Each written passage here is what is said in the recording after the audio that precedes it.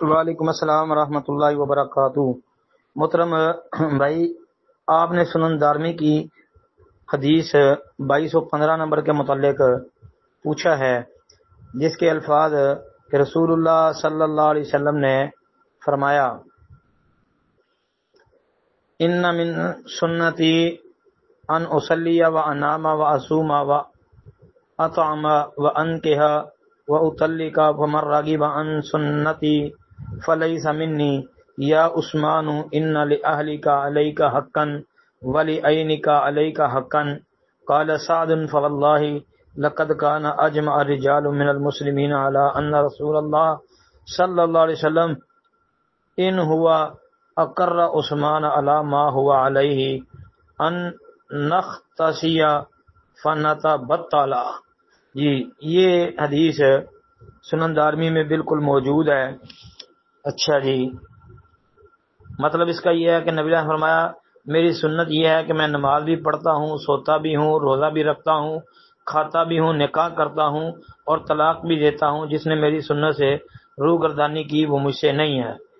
پھر کہا، اے عثمان، تمہاری بیوی کا تم پر حق ہے اور تمہارے نفس کا بھی تم پر حق ہے۔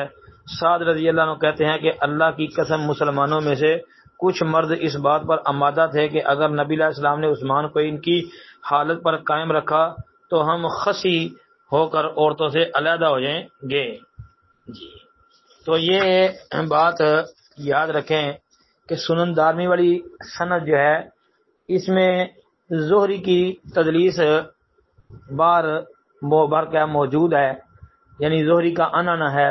بعض محققین زہری کے انانا کو قبول کرتے ہیں، بعض جو ہے وہ قبول نہیں کرتے، اس میں اختلاف ہے۔ بہرحال زہری کی تدلیس تو موجود ہے۔ پھر اسی سنن جو ہے وہ دارمی کے اندر جو ہے نا آپ کو یہ حدیث بھی مل سکتی ہے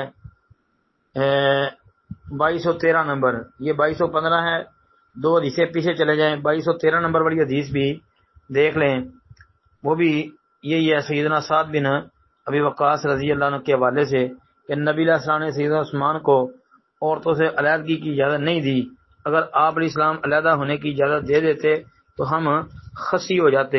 یہ روایت دیکھیں کیونکہ اس میں زہری جو ہے اس نے اخبرانی سعید بن المسیب، جی اس نے سماع کی صراحت کر دی ہے زہری نے اس سند میں، اور یہ روایت صحیح بخاری کے اندر کتاب النکاح میں 5073 نمبر پر اور صحیح مسلم نکاح کے بیان میں 3390 نمبر پر بھی موجود ہے، اس کو بھی آپ دیکھ سکتے ہیں۔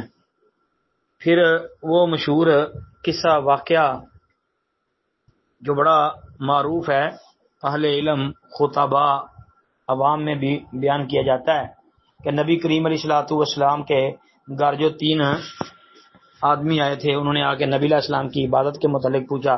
پھر انہوں نے سے ایک نے کہا کہ میں نکاح نہیں کروں گا، ایک نے کہا میں ساری رات سوؤں گا نہیں، ایک نے یہ کہا تھا کہ میں جو ہے ساری رات عبادت کروں گا، سوؤں گا نہیں، ایک نے یہ کہا تھا ہمیشہ روزے رکھوں گا۔